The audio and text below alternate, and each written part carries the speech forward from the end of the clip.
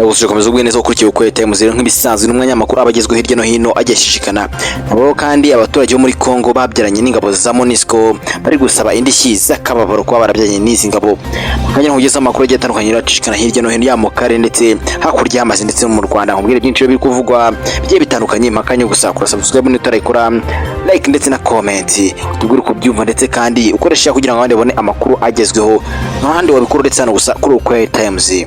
Mbere y'uko rero ingabo za MONUSCO zikora akarenge kazo muri Republika ya Demokarasi ya Kongo, hari abayobozi basabye ko bamwe mu basirikare babanza gutanga indezo ndetse n'indishyi ku bagore babyaranye b'abanyekongo. Nyuma y'uko rero amakuru yagiye acishikana y'izi ngabo z'umuryango w'abibumbye MONUSCO zagiye zirara mu bagore batandukanye mu bice bitandukanye ndetse bamwe zikabafata ku ngufu abandi zikabatera inda. Ikinyamakuru MCN gitangaza ko ibingibi ari ibyasabwe n'umwe mu bacifu mu ntara Kivu y'Amajyepfo utatangajwe izina nk'uko amakuru ava mu bice avuga. Ibingibi byavuzwe mu gihe umugambi wo gucyura izi ngabo MONUSCO urimo kunozwa neza nyuma y'uko kandi mu cyumweru gishize inkambi y'igisirikare y'umuryango w'abibumbye MONUSCO yari ahitwa Kamanyura yavanywemo maze ishyikirizwa ingabo za Republika ya Demokarasi ya Kongo FARDC. Ubutumwa rero bwanditswe bwatanzwe n'uwo mucifu mu bice byo mu ntara ya Kivu y'Amajyepfo bugira buti: nagiye nkurikirana neza nitonze imyanzuro ijyanye no kugenda kwa MONUSCO ivanwa ku butaka bwa RDC, ikintu nakiriye neza bitewe no kunenga impaka zivuye mu nshingano zabo. Yakomeje agira ati: nkoresheje ubu butumwa ndashaka kukurura ibitekerezo bya guverinoma ya Kinshasa n'iby'imiryango itegamiye kuri leta, kuko mu myaka 25 izi ngabo za MONUSCO ziri mu gihugu cya Kongo nta kuntu zaba zidafite abana benshi zabyaranye n'abanyekongo. Izi ngabo kandi zagiye zishinjwa kandi ibikorwa byinshi binyuranye n'ibyo byari yazanye muri Kongo, harimo gufata ku ngufu abagore ndetse no gufatanya na leta guhonyura uburenganzira bwa muntu. Rero bamwe mu bagore babyaranye n'izi ngabo bareka rungu kubera ko ntago bashaka ko izi ngabo ziva muri Kongo zidatanze indishyi z'akababaro cyangwa indezo ku bana babyaye, kuko abana ntago bazasigara birera. Rero byakomera igihugu cya Kongo. Kadukomeje mu yandi makuru nkuko nemeje amakuru y'atarwaye kandi utarumva handitse kuri uko Times. Uganda rero umusirikare wa UPDF yishe arashe bonso akabari kubera 2,000 by'amafaranga y'u Rwanda, ubwo ni amafaranga 3,000 by'amashiringi. Rero polisi ya Kampala Metropolitan KMP iri gukora iperereza ku musirikare wa UPDF witwa Jawiyambe Kobati warashe ushinzwe umutekano w'akabari Bonsa Kasirene Ward Zibare. Umuvugizi wa polisi wungirije wa KMP Luke Wonyisigire avuga ko kurasa kwabaye mu masaha ya saa 11 za mu gitondo.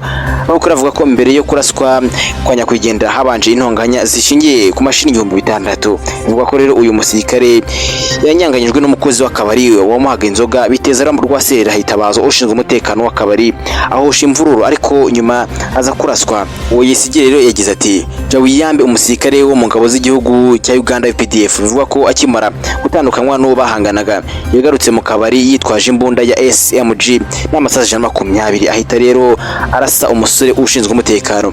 Abayibonye bavuga ko rero Jawiyambe agarutse yagerageje kwinjira mu kabari agarikwa na Baramo. Jawiyambe rero ngo yahise ashyira isasu rimwe mu mbunda ariko bita Baramo mu ijosi apfa ajyanywe kwa muganga.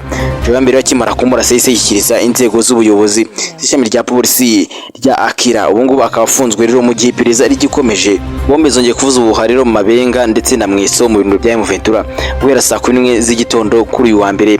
Imirwano rero yubuye hagati ya M23 ndetse na FARDC n'abafatanyabikorwa bayo i Mabenga, Mweso n'ahandi nyuma y'uruzinduko rw'abagaba ingabo z'ibihugu zohereje abasirikare kurwana na M23 igoma. Kwamaganyiro cyane cyane ibitero byakomeje kwibasira abaturage b'abasivile Mabenga, Mweso no mu nkengero zaho byakozwe n'ingabo z'ubutegetsi bwa Kinshasa cyane cyane FARDC, FDLR, abacancura inyeshyamba n'ingabo z'u Burundi, ingabo za SADC hakoreshejwe imbunda nini n'ibifaru by'intambara. Uyu muvugizi wa M23 Lawrence Kanyuka kuri X no yabinyuje atangaza ano makuru. Yongeyeho kandi ko ibi bitero bivamo gutakaza ubuzima bw'abasivile benshi kandi nta buvuzi bafite buhagije. Ndetse kandi bindira kandi byongeraho cyane ko dore ko ubutabazi bwa MONUSCO ari bucya cyane kubera ko abaturage uko baraswa ntago bona ibyo kubitaho kubera ko abenshi bahita basiga ubuzima. Yashimangiyeho kandi ngombwa ko MONUSCO ihagarika gutanga umusanzu kwicwa ry'abaturage, kandi ihuriro rya Alliance Fleuve Congo AFC ryongeye gushimangira icyemezo cyo kurengera abaturage b'abasivile. Asaba ko amahanga areka guceceka akamagana ihohoterwa rikabize ry'uburenganzira bwa muntu ndetse n'ibyaha by'intambara, ibyaha byibasira inyoko muntu bikorwa na Bwana Tshisekedi Chilombo n'ingabo ze ayobora. Rero byahongeye kugaragara yuko ingabo zaho ngo n'ubundi zinko zikora ihohoterwa ndetse no kwica abantu bikabije kubera ko abantu muri aka gace baswe bisasu bikoze ubwa mbere byabaye ubwo ingabo za Kongo zaba zimaze kurasa abaturage zikoresheje ibisasu bikomeye cyane ndetse biri mu bwoko bwa za misile kubera ko n'undi nk'ibisanzwe ingabo za Kongo zisanzwe zirasa ku baturage kandi cyane M23 mu itabazi ivuga ko imiryango mpuzamahanga yabasha kureba iki kibazo ndetse ikagishakira igisubizo kubera ko abaturage komeza kwapfira ari benshi dore ko kandi ubuvuzi abari bukeya kubera ko ahantu abaturage bari ntago MONUSCO iza kwagenzura ndetse MONUSCO ko ikoresha indege zayo gusa ahubwo iri kugenzura ndetse inakutanga amakuru ku ngabo za FARDC. Ibi byo gutanga amakuru bituma abaturage bapfa ari benshi muri hagace kubera ko abaturage nabo bakomerekera kandi nta buvuzi bafite buhagije. Dukomeje mu makuru nuko u Rwanda rwa buri ayu kuba ubufasha iteganya guha ingabo za SADC ziri muri RDC. Guverinoma y'u Rwanda yaburiye umuryango wa Afurika yunze ubumwe nyuma yuko ugaragaje ko uteganya guha ubufasha ingabo za SADC ziri muri Repubulika ya Demokarasi ya Kongo zihabwa ubufasha. Kuri uyu rero wa mbere tariki ya 4 Werurwe 2024 nibwo rero habaye inama y'akanama ka EAU gashinzwe amahoro n'umutekano yigaga ku kibazo cy'umutekano muke muri Repubulika ya Demokarasi ya Kongo muri Burasirazuba bwayo ndetse no kwingabo za SADC ziriyo zahabwa ubufasha. Inama yabaye yafashije uburyo bw'ikoranabuhanga. U Rwanda rero ruvuga ko ruko rutatuye inama ari nayo mpamvu rwafashe umwanzuro ndetse n'icyemezo cyo kwandika ibaruwa rwandikiye umuryango wa Afurika yunze ubumwe rumenyesha ko ibyago byinshi ndetse bizakurikira nyuma yuko bahaye ubufasha ingabo za SADC ziri muri ba butumwa bw'amahoro muri RDC. Bihugu rero byo mu majyepfo ya Afurika birimo Afurika y'Epfo, Malawi ndetse na Tanzania byohereje ingabo muri Kongo Kinshasa mu rwego rwo guha ubufasha ingabo za kira gihugu mu ntambara zihangayemo n'inyeshyamba zo mu mutwe wa M23. Mu butumwa kandi bunini ingabo z'Urundi zagiye muri RDC biciye mu masezerano y'ubufatanye igihugu cyari yasinye n'u Burundi. U Rwanda kandi rumaze igihe runini rugaragaza ko rutishimiye kuba izi ngabo zizwi nka Sami DRC ziri hakurya mu bijyanye no kuba gufasha FARDC mu gihe bahe ubufasha izi ngabo za FARDC kandi zifatanya n'umutwe wa FDLR urwanya ubutegetsi bw'u Rwanda karoshe ukoze jenoside mu Rwanda.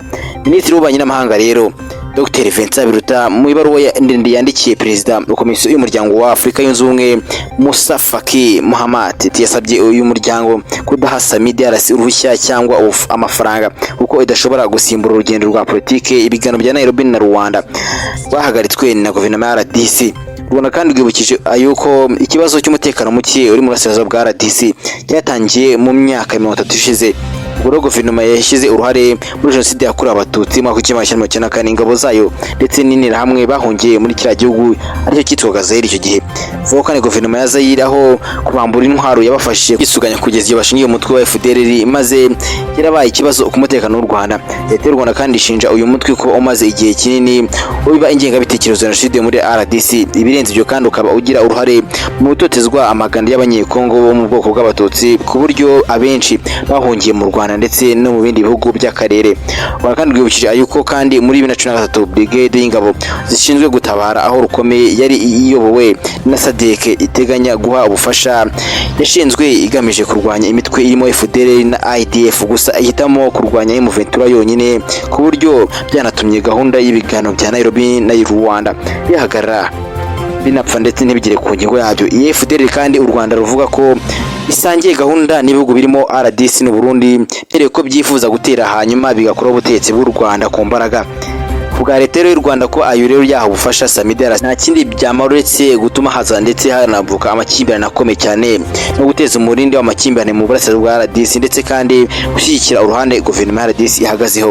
Byatuma rero yifana mu nzira y'amahoro gukemura amakimbirane yo mu burasirazuba bwa Kongo imaze imyaka irenga 20. Kandi rwasabye Musa Faki ahubwo gukoresha ibiro bye gusaba Kinshasa gukomeza gahunda yo gushaka umuti wa kiriya kibazo ndetse n'amakimbirane n'amahoro arambye mu burasirazuba bwa kiriya gihugu bakoresha ibiganiro bya Nairobi na Rwanda. Bije byiza kandi kuri subscribe niba utarayikora kubera ko kuba ko subscribe ni byiza bituma ubona amakuru kugiye kandi amakuru yizewe hano bayikure cyane gusa kuri uko yatayimuzi buri munsi amakuru azajya kandi abagezweho agiye cicikana hirya no hino ya mu karere ndetse no ku mbuga nkoranyambaga ndetse kandi hakurya y'amazi mu Rwanda. Tuzatuzenguruka tubwire byinshi imbere ku rugamba y'umuvetera nk'ayo FARDC tuzatuba duhari ujibana naswe kandi kuri subscribe n'utere like share ndetse na comment.